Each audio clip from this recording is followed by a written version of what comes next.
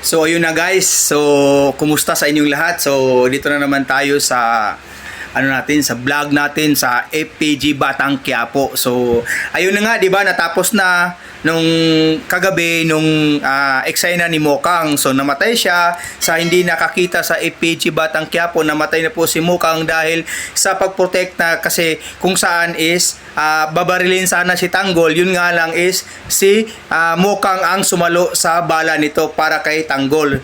Pero si Olga ang nakapatay nito, kasi dahil nga si Olga nga ay may gustong i-revenge siya dahil sa pagkamatay ng anak niya. So ayun na nga dito.